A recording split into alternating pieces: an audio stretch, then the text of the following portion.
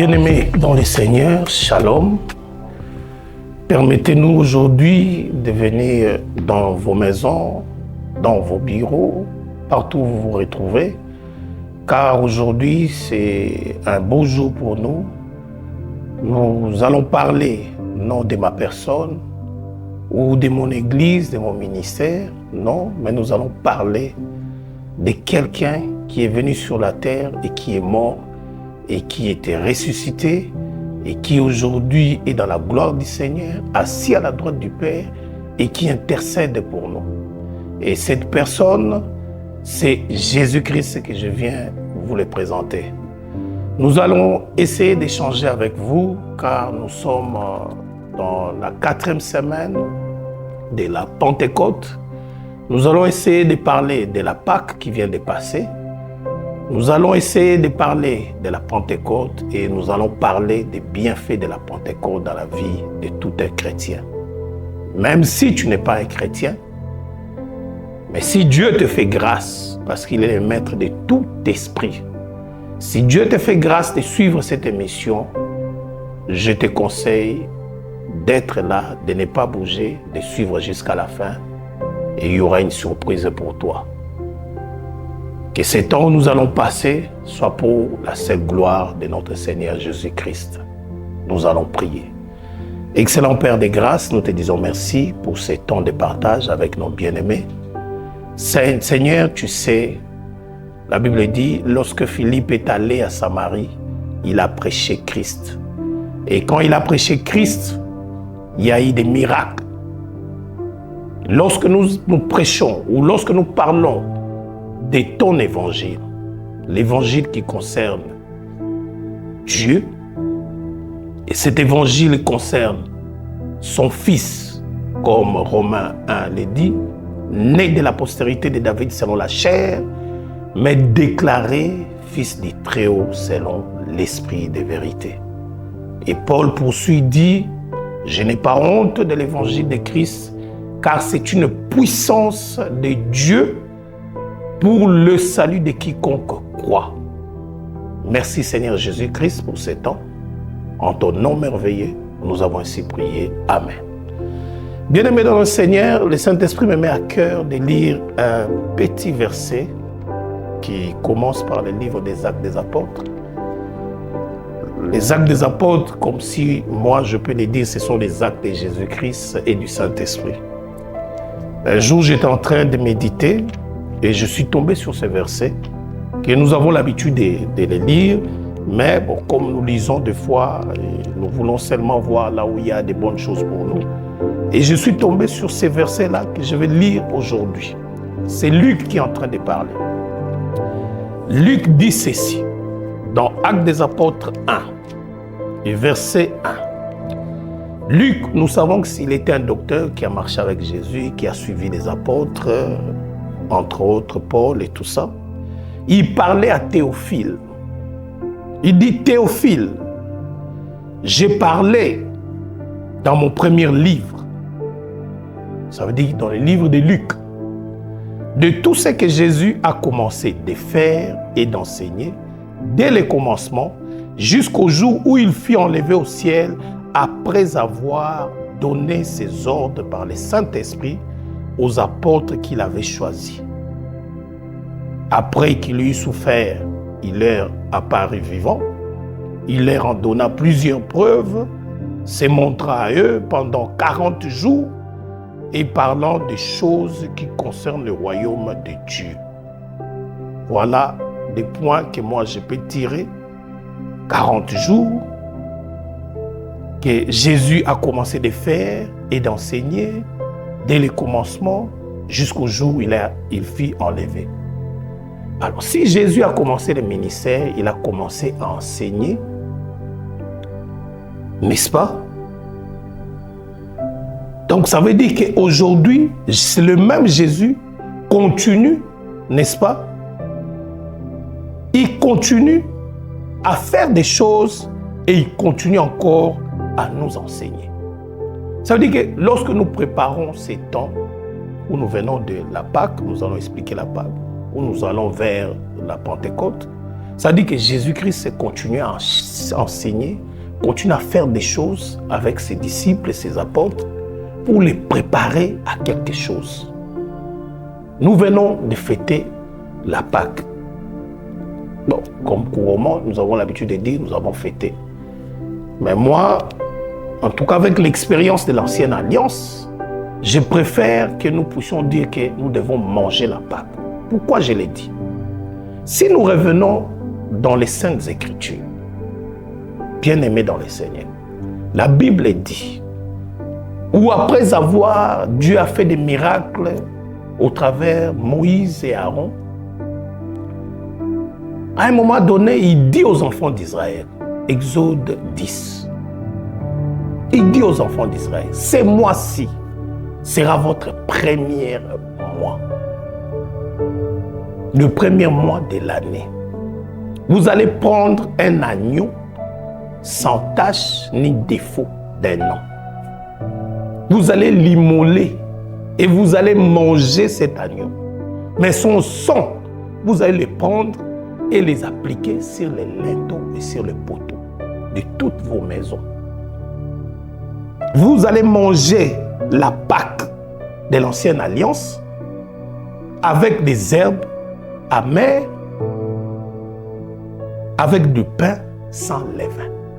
Vous allez le manger à hâte.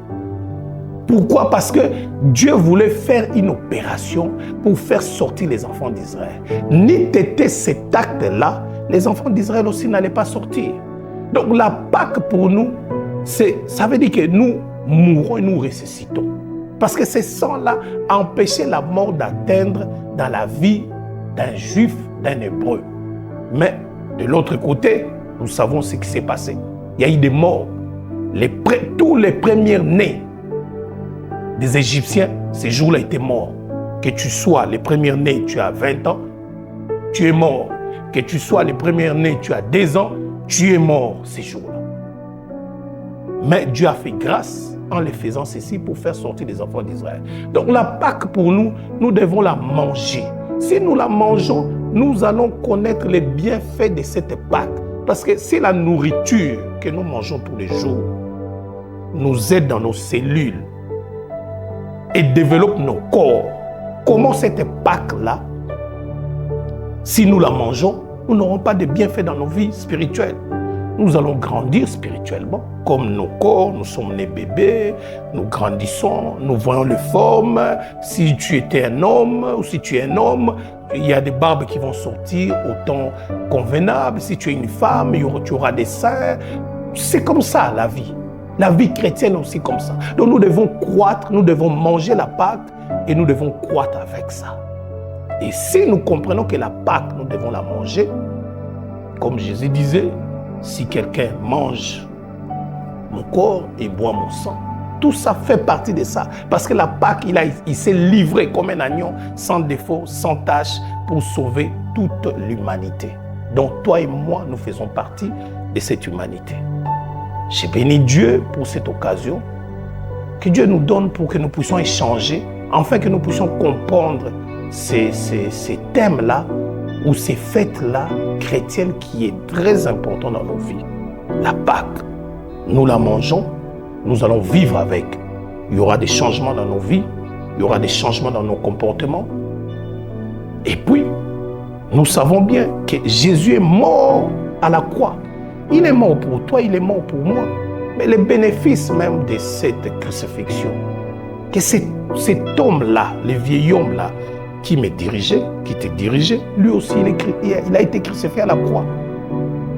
Qui à la croix, Jésus-Christ a réconcilié le ciel et la terre. Et son sang a coulé pour que tes péchés, mes péchés, soient pardonnés. Voilà l'importance de la Pâque que nous venons de célébrer il y a quelques semaines. Maintenant, comme nous sommes maintenant dans la route pour aller célébrer encore un autre événement, une autre fête très capitale, très importante, qui est la Pentecôte, qui est une transformation de tout un chacun. Nous devons comprendre comment maintenant nous devons nous préparer nos cœurs, préparer notre marche, pour que ce jour-là ne soit pas une journée que nous venons pour célébrer seulement, pour crier à Dieu, pour que nous puissions être bien habillés, mais que nous puissions avoir quelque chose d'importance. La Pentecôte, peut-être toi qui me suis, tu penses que c'est quelque chose qui a commencé aujourd'hui. Ça a commencé depuis lorsque Dieu a pris un peuple. Il veut que ce peuple-là soit son peuple à lui. Il les a traversé la mer Rouge. Nous venons de parler de la Pâque. Ils ont traversé la mer Rouge. Ils ont marché dans les déserts. Dans Lévitique 23, il dit que Moïse parle aux enfants d'Israël. Voilà les fêtes que vous allez célébrer. Entre autres, il a parlé des sabbats, les dimanches, les jours où nous allons adorer Dieu. Il a parlé de la Pâque, que vous allez continuer à prendre l'agneau d'un an et tout ça, comme nous venons de le parler. Mais il a parlé aussi de la fête des Pentecôtes, qui survient 7 semaines après la Pâque. Or, quand tu prends 7, ça veut dire 7 semaines, fois le nombre de jours, ça fait 7 jours. Lorsqu'on multiplie, nous tombons à 49 jours. Donc, ça veut dire, nous tombons aussi à 50 jours. C'est ça, aujourd'hui, nous fêtons la Pâque 50 jours après, plutôt la Pentecôte 50 jours après la Pâque. Mais nous devons maintenant nous préparer. Comment nous allons nous préparer pour atteindre la Pentecôte? Pour atteindre la Pentecôte, nous devons surtout, avec le verset que nous venons de lire dans les Actes des Apôtres, quand le docteur Luc parlait à Théophile, il a dit, j'ai parlé dans mon premier livre de tout ce que Jésus a commencé de faire et d'enseigner. Ça veut dire que maintenant, Jésus-Christ est là, qui est ressuscité, qui n'est pas resté dans les tombeaux, continue à opérer dans nos vies. Il peut opérer parce qu'il est vivant, directement, soit il peut opérer indirectement par le Saint-Esprit. Et si nous ouvrons le livre, le Nouveau Testament, nous allons voir comment il a opéré dans la vie de Pierre et des autres apôtres et comment il s'est manifesté lui-même en personne devant Saul de Tarse qui voulait à tout prix détruire l'œuvre du Seigneur. Il a dit, je suis le Seigneur que tu persécutes. Il ne s'est pas présenté comme le Saint-Esprit, non. Parce qu'il savait que Paul n'allait pas comprendre le Saint-Esprit. Mais il s'est présenté comme Seigneur Jésus-Christ. Donc les actes des apôtres, c'est que Jésus continue toujours à nous enseigner et à opérer. Donc nous devons rester dans les enseignements et faire aussi des prières. C'est très important. C'est très important. Je voulais dire, parce que les enseignements, c'est comme la nourriture. Ça nous permet de grandir. Les aliments que nous mangeons, ça aide à faire développer nos cellules et à faire développer nos corps. Les chrétiens, vous avez besoin d'enseignement. Prière, c'est bien, mais il faut être enseigné. Car si tu es enseigné, tu ne vas pas prier n'importe comment. Le monde spirituel connaît la Bible. Il y a un verset dans le livre des Actes où les fils de Sceva, qui se préparaient à devenir des sacrificateurs, lorsqu'ils ont vu Saul de Tarse devenir Paul, en train d'opérer avec un nom qu'on appelait Jésus. Il dit non, si c'est monsieur qui vient chez nous, il était docteur de la loi, s'il opère avec ces noms-là, ça veut dire que nous aussi nous sommes capables d'opérer. Quand ils ont voulu opérer, ne sachant pas qu'ils devaient recevoir d'abord Jésus-Christ comme Seigneur et Sauveur et recevoir le Saint-Esprit afin d'être équipés et que tu sois maintenant envoyé et que tu peux maintenant opérer. Ils ont essayé de pratiquer ce que Paul a pratiqué, mais ils ont reçu des coups. La Bible dit clairement, le mauvais esprit a dit, je sais qui est Jésus. Et je connais aussi Saul. Et vous, qui êtes-vous? Je ne vous connais pas. Il les a tabassés à mort. Donc, nous chrétiens, nous devons faire attention dans notre marche. Nous devons aussi opérer. Nous ne serons pas seulement des chrétiens qui partent à l'église, c'est bien, c'est un endroit où on nous entraîne dans différents domaines, que ce soit la foi, que ce soit les baptistes, que ce soit le combat spirituel, c'est bien. Mais maintenant, il faut aussi que nous comprenions que nous devons opérer. Et quand il s'agit d'opérer, tu es seul devant une difficulté, tu es seul devant la maladie, tu es seul devant un problème. Qu'est-ce que tu vas faire?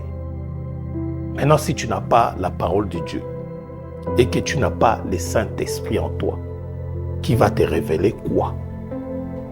Qui va te révéler? Qui va te dire que ici, il faut faire ça, il faut faire ça, il faut faire ça? Qui? Raison pour laquelle nous devons préparer nos cœurs, nous devons nous préparer dans les enseignements pour que si tu n'as jamais reçu le Saint-Esprit, que ce jour-là que tu sois baptisé du Saint-Esprit. Mais si tu as déjà reçu le Saint-Esprit dans les enseignements, parce que Jésus a dit à ses disciples, lorsque le Saint-Esprit viendra, il ne parlera pas de lui. Lui n'est pas venu pour parler de lui, que moi, Saint-Esprit, je suis ceci, je suis cela. Non, lui, il est venu pour parler de Jésus. Et Jésus, c'est la parole. Mais si tu ne manges pas la parole, et si tu ne crois pas à l'œuvre de la croix, ça veut dire que tu n'as pas bu son sang. Mais comment tu vas maintenant manifester cette parole avec puissance? Car c'est le Saint-Esprit qui va te rappeler tout ce que tu as mangé. C'est lui qui va te dire, non, ici, parle de ça, ne parle pas de ceci. Mais si tu ne manges pas la parole, tu ne vas pas aussi croître spirituellement. Tu seras comme un bébé à qui on ne donne pas assez de la nourriture, de vitamines, de nutrition. Et il est couché-couré, le développement ne s'ensuit pas.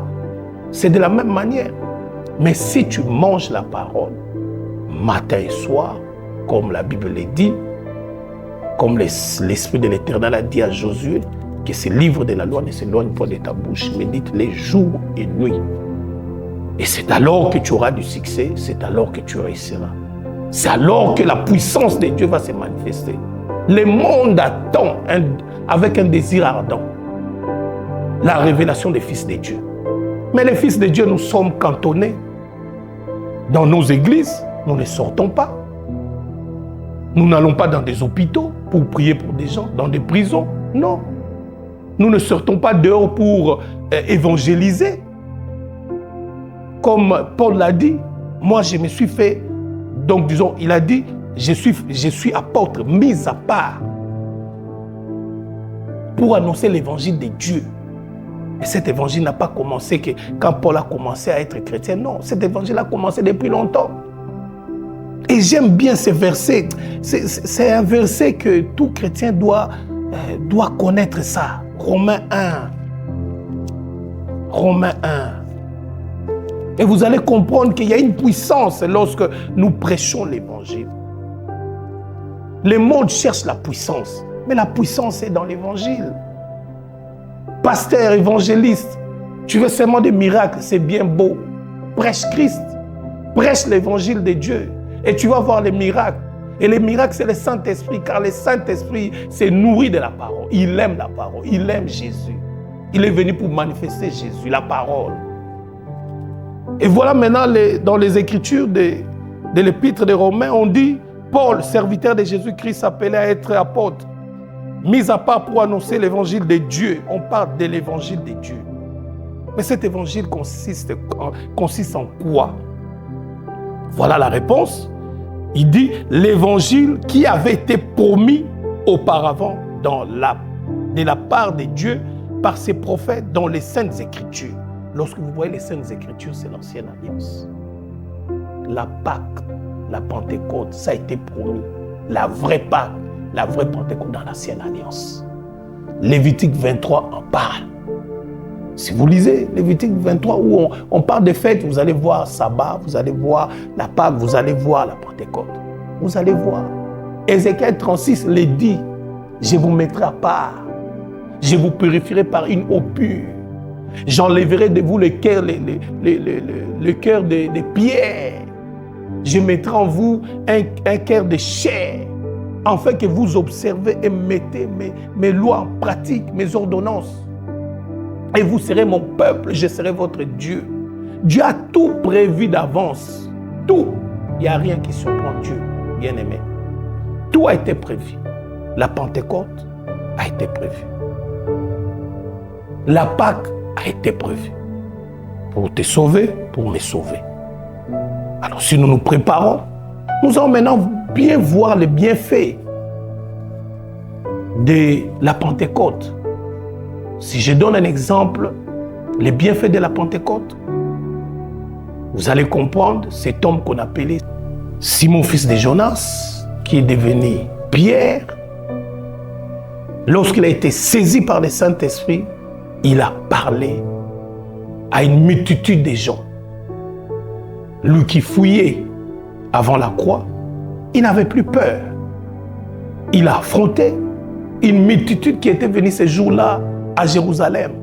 Mais cette multitude était venue pourquoi? Mais c'était pour célébrer la Pâque, l'ancienne Pâque, Pentecôte plutôt, l'ancienne Pentecôte qu'il était venu cette foule-là pour célébrer, qu'on appelait aussi la fête des semences. Ils étaient venus pour ça.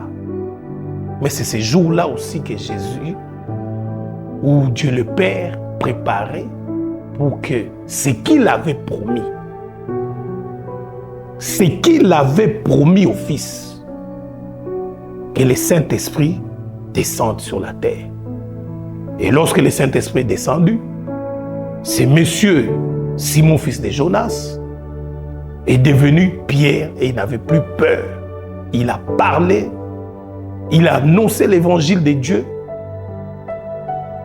Il a fait savoir que comment Dieu préparait déjà le fils de David selon la chair et comment il est venu sur la terre et comment il est mort pour toi et moi pour que nous soyons sauvés. Et lorsque ses frères ont entendu cet évangile de Dieu, parce qu'on venait de le dire, l'évangile de Dieu, bien-aimé dans le Seigneur, l'évangile de Dieu, c'est une puissance. Prêche l'évangile et tu vas voir les miracles. Mais cet évangile concerne une personne, Jésus-Christ. Et lorsqu'il a prêché, les hommes ont été touchés, les gens ont reconnu qu'ils ont participé à tuer leur Messie. Et ils disent, oh homme frère, parce que quand tu vois dans la Bible, on parle des hommes frères, parce qu'il s'agit des Juifs ici. On parle de l'histoire des Hébreux. Donc, ils parlent entre eux, les Juifs. Oh homme frère, que devons-nous faire? Et Pierre a dit, répentez-vous. Vous n'avez pas autre chose. Répentez-vous maintenant. Et acceptez que vous soyez baptisés d'eau et du Saint-Esprit. Et vous serez ses disciples. Et Jésus l'avait même dit quand il était encore en vie. Il a dit, vous les Juifs qui me suivez, si vous croyez en moi, moi Jésus, si vous croyez en moi, vous serez réellement mes disciples. Et c'est pas arrêté là. Il a dit, mais vous connaîtrez la vérité et la vérité vous rendra libre. Toi qui es dans les tourments de beaucoup de choses, cet évangile va te rendre libre. Toi qui nous suis, tu as des dettes à gauche, à droite, cet évangile va te libérer. Et lorsque même tu vas te présenter dans des parquets, cours et tribunaux, tu verras quand tu vas parler, tu seras une nouvelle personne. Raison pour laquelle Paul a dit, si je suis en Christ, je suis devenu une nouvelle créature. On parle de la créature. Il y a des mots dans la Bible, il faut faire attention, mes bien-aimés. La créature, il n'y a que Dieu qui peut le faire, qui peut transformer. Quand on dit la créature, c'est lui, il est le créateur et toutes choses qui existent sur cette terre, dans les cieux, sont des créatures. Lucifer, c'est une créature. Si vous continuez à lire Romains 1 jusqu'à la fin, vous allez comprendre, Dieu était même mécontent parce que le monde l'a tourné le dos, il a préféré adorer les créatures au lieu d'adorer les créateurs. Mais par son amour, il a dit, je vais sauver l'humanité, je vais sauver le monde. Il avait envoyé son fils, comme nous venons de le dire. Mais s'il n'y a pas la Pentecôte, si tu ne la manges pas comme un repas, si tu ne te nourris pas de ça, si tu ne veux pas te laisser conduire par le Saint-Esprit, il n'y aura rien. Nous sommes nés de nouveau. Mais avant que nous soyons nés de nouveau, l'âme avant te dirigeait. Mais diriger, te diriger. Nous sommes nés de nouveau. Cette même âme-là va encore continuer à te diriger. Mais si tu es rempli du Saint-Esprit, si tu es vraiment, le Saint-Esprit abonde en toi, tu vas commencer maintenant, ton esprit va commencer maintenant à dépasser l'état de ton âme et c'est ton esprit va maintenant faire couler le fleuve d'eau vive sur l'âme et tu vas dominer maintenant sur l'âme et l'âme va dominer maintenant sur le corps et c'est voilà ces changements-là que Paul plus tard va dire dans les livres des Romains, toujours 12, que nous puissions donner en sacrifice notre corps et que nous puissions changer notre façon de voir les choses par le renouvellement de notre intelligence afin de savoir quelle est la volonté de Dieu. Il parle des corps dans le verset 1, il parle de l'âme dans le verset 2. C'est ça aujourd'hui. Même notre combat aujourd'hui, c'est ça. Nous sommes nés de nouveau. Nous sommes récréés par Dieu. Personne ne peut toucher cette récréation. Personne ne pourra plus toucher. Mais maintenant, il faut faire un travail au niveau de ton âme et de ton corps. Voilà l'importance maintenant de cette défaite qui est la Pâque, qui est la Pentecôte. Si tu la manges bien, tu vas commencer à croître et tu vas dominer. Nous allons commencer à dominer nos sentiments, nous allons commencer à dominer nos émotions, nous allons commencer à dominer nos corps, car si je ne vois pas, je ne croirai pas, si je ne touche pas, je ne serai pas d'accord. Mais c'est ce que les disciples ont fait. Ils ont dit, mais c'est Messie, c'est le Messie là que nous attendons, on a pensé qu'il viendra nous libérer des Romains. Ils étaient sans force. Sans force. Mais ils ne savaient pas que la chose a été déjà faite. Bien-aimés dans le Seigneur, voilà dans peu de temps ce que nous voulons ou ce que le Saint-Esprit nous a mis à cœur, que nous puissions partager avec vous les deux grandes fêtes-là. Si nous comprenons la Pâque, que nous devons la manger, si nous comprenons aussi que la Pentecôte, nous devons la vivre, nous serons débordants d'esprit et nous allons commencer à dominer et nous allons commencer à opérer. Ne restons pas seulement dans nos églises, nous prions, c'est bien, c'est un lieu d'entraînement, lieu où nous sommes enseignés. Mais quand tu rentres dans ta maison, tu vois les problèmes qui est là, la maladie qui est là, tu vois la souffrance qui est là, tu vois cette réalité qui est devant toi. Tu es un enfant de Dieu. Tu as le Saint-Esprit en toi, tu as la puissance en toi. Manifeste-les. De la même manière, nous manifestons la colère. De la même manière, nous devons manifester les fruits de l'Esprit. Si nous commençons à les manifester, le Saint-Esprit sera dans la joie.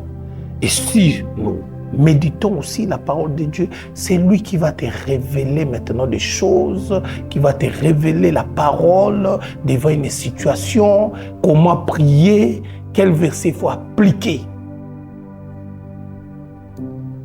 La Bible, n'est-ce pas, dit dans Romains 10, verset 17, la foi vient de ce qu'on entend. Ce qu'on entend vient de la parole de Christ. Quand une parole n'est pas révélée, n'a pas de puissance. Mais une parole révélée devant une réalité, ça a une autre puissance. Tu dis la parole et la chose est faite. Tu déclares un verset et tu vois des miracles directement. Mais si tu n'as pas ça, tu n'as pas la révélation, tu veux déclarer n'importe quelle parole de la Bible, il n'y aura pas assez de puissance. Mais si tu as quelque chose qui est révélé et tu te bases avec ça, tu vas aller loin. Notre Père de la foi, lorsqu'il a compris que ce Dieu-là, c'est un Dieu capable de ressusciter même un mort, il n'a pas hésité. Lorsque le Père lui a dit, le Créateur, Abraham, donne-moi ton unique fils que tu aimes beaucoup, Isaac. Vous le savez bien. Ces jours-là, le matin, il a embrassé sa femme. Il a dit à l'enfant, va embrasser ta mère. Nous partons pour adorer Dieu. La femme regarde Abraham, son fils Isaac, les serviteurs qui préparent tout. Le bélier est là, l'agneau est là. Donc ça veut dire qu'ils vont faire un sacrifice. C'est tout à fait normal. Ils vont retourner. Mais seul Abraham qui était dans les secrets, il savait dire, je pars. Il n'a pas douté. Parce qu'il connaissait déjà que c'est Dieu-là qui lui a apparu plusieurs fois, qui lui a dit, même dans Genèse 17, Abraham, marche devant moi, sois intègre. Et il a vu son intégrité, qu'est-ce qu'il avait produit. Il a vu tout ça. Donc il savait qu'en livrant Isaac, Dieu va me redonner un autre Isaac. Je retournerai avec cet Isaac auprès de ça. Mais c'est là où nous devons y arriver. Bien-aimés dans le Seigneur, toi et moi. Mais sans le Saint-Esprit, il est impossible que nous puissions dominer. Sans le Saint-Esprit, il est impossible de manifester la puissance en imposant la main. Il est impossible. Sans le Saint-Esprit, nous aurons peur comme Pierre, qui était Simon, fils de Jonas, avait peur. Et les autres, les disciples, les 12 apôtres. Mais avec l'aide du Saint-Esprit qui se manifeste en nous, nous n'aurons plus peur. Nous allons maintenant affronter les réalités. Nous allons affronter les maladies. Nous allons affronter les difficultés. Nous n'aurons pas peur. Car la peur, c'est l'arme du diable. Lorsque tu as la peur, la foi qui était devant va derrière et la peur vient devant. Un autre exemple probant. Jésus descend dans la montagne des transfigurations. Il vient trouver une situation qui était là. Un homme qui a amené son fils parce qu'il savait que chez Jésus, avec ses disciples, ils étaient capables de délivrer, de faire, nous donner la joie par cette situation. Le Père amène l'enfant auprès des disciples. Le même disciple qui auparavant, Jésus avait donné la procréation de ne pas aller ailleurs, mais d'aller auprès des enfants d'Israël, de délivrer. Ils ont fait la délivrance, ils étaient rentrés, ils étaient dans la joie. Et maître, même les démons nous ont soumis. Mais ces jours-là, devant cet enfant, ils n'ont pas pu. Parce qu'ils ont vu une situation qui était là. C'était une situation qu'ils n'ont jamais vue. L'enfant, la Bible dit, l'enfant écumait, tombait, il faisait des gestes. Et au lieu de mettre la foi, et ils ont directement mis la peur devant.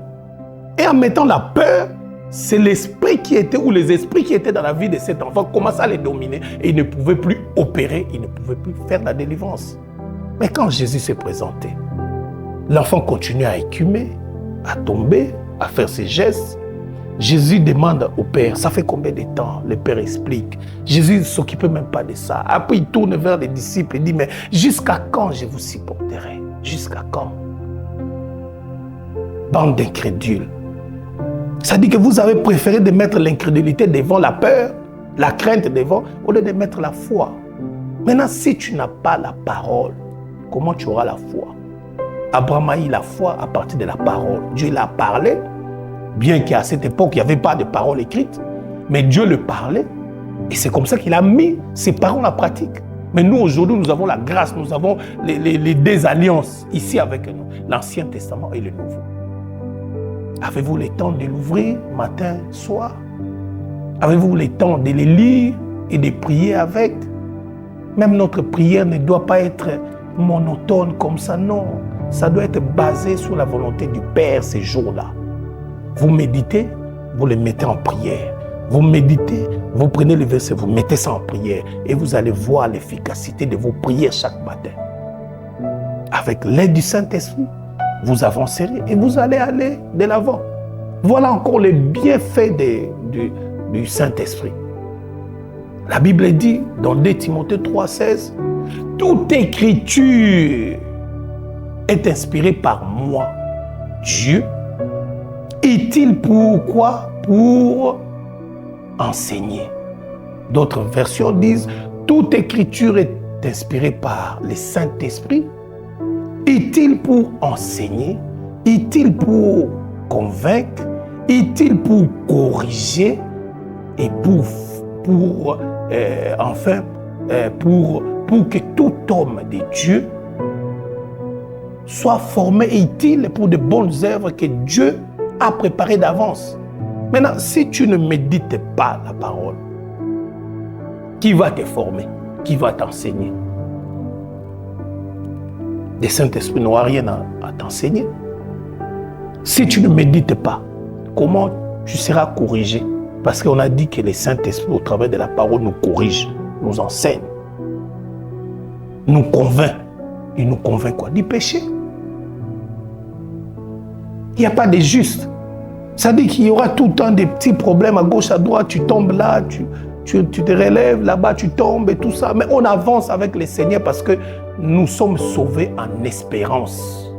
Qu'un jour, nous allons voir Christ tel qu'il est. Notre marche sur cette terre, il y a des embûches. Tu peux tomber, mais relève-toi. Tu peux être en colère, mais tu te dis, mais la colère n'est pas bonne. Relève-toi, manifeste les fruits de l'esprit. Ce n'est pas seulement que nous puissions parler trop des esprits impurs et tout ça. Non. C'est nous-mêmes, l'état de notre âme. La façon dont nous nous comportons, c'est d'abord nous-mêmes. Et le Saint-Esprit est venu maintenant pour nous aider, pour nous guider, pour nous conduire. Laissons-nous conduire avec les fruits de l'Esprit. Sinon, si nous ne le faisons pas, ah ben, c'est le contraire qui va se manifester en nous. Je ne parle pas des diables ni des démons, mais ce sont les œuvres de la chair qui vont maintenant nous dominer pour marcher avec nous. Nous connaissons l'impudicité, œuvre de la chair. La magie, œuvre de la chair. La Bible le dit, Galates 5. Le mensonge, œuvre de la chair. L'impureté, œuvre de la chair. La dissolution, œuvre de la chair. Il y en a beaucoup. Si nous lisons, si on avait plus de temps, nous allons décortiquer tout ça. C'est l'œuvre de la chair. Mais si le Saint-Esprit en nous, méditons la parole, le Saint-Esprit va manifester l'amour de Dieu en nous. Et cet amour consiste à regarder tout autour de toi qui je peux aider. Mais si tu n'as pas l'amour de Dieu, si tu n'as pas le Saint-Esprit, tu n'as pas l'amour de Dieu. L'amour de Dieu va se manifester comment? Mais si tu as le Saint-Esprit, l'amour de Dieu va se manifester. Tu vas regarder tout autour de toi qui aider. Les enfants du voisin ne partent pas à l'école. Mais tu as l'amour de Dieu, tu te dis chrétien, tu ne les aides pas. On n'a pas dit que tu les mettes dans la même école que tes enfants. Mais tu peux aussi les mettre quelque part, afin qu'ils puissent avoir un avenir heureux un jour. C'est ça l'amour. L'amour de Dieu à regarder. Et il est écrit dans la Bible, Jean 3, 16. Car Dieu a tant aimé le monde qu'il a donné. Il a regardé comment sauver mon monde à moi que j'ai créé. J'envoie mon fils. Mais nous maintenant, nous avons l'amour de Dieu maintenant, nous, non? manifestons aussi. Si nous manifestons l'amour de Dieu, eh bien, nous aurons quoi? Nous aurons la joie. L'amour va manifester la joie va manifester la paix va manifester les autres fruits qui est dans Galates 5, 22. Tout ça, ça va se manifester. Donc on est au temps où, lorsque nous allons nous préparer pour la Pentecôte et que nous allons festoyer, nous allons la mettre en pratique, nous allons voir le fruit de l'esprit se manifester en nous. Et au fur et à mesure, les œuvres de la chair vont continuer à diminuer. Ce n'est pas le même jour que tout va partir. Oh, je vole, le vol va partir. Non, c'est au fur et à mesure. L'impudicité va partir au moment où ça va partir. Oh, les querelles, ça va partir. C'est les œuvres de la chair. C'est les œuvres de la chair. Ça va partir. Jésus a dit ce qui est né de la chair est chair. Et ce qui est né de l'esprit est esprit. Bien-aimés dans le Seigneur, voilà ce que le Seigneur a mis dans notre cœur aujourd'hui pour que nous puissions partager avec vous. Et j'espère avec l'aide du Saint-Esprit, les cœurs seront saisis. Nous allons préparer ce grand événement qui est la Pentecôte, qui est la grande fête. Et nous allons la manger. Pourquoi j'ai dit la manger? Parce que nous voulons vivre avec. Et si nous voulons vivre avec, nous aurons les bienfaits de la Pentecôte. Ça va se manifester dans nos vies. Non pas seulement pour nous, mais pour nous, nos voisins, pour nos familles, pour notre communauté et pourquoi pas impacter le monde. Voilà, c'est pourquoi Dieu nous a créés, nous a mis sur cette terre. Si les oiseaux participent à leur création, nous aussi nous devons participer à la nôtre. Que Dieu vous bénisse.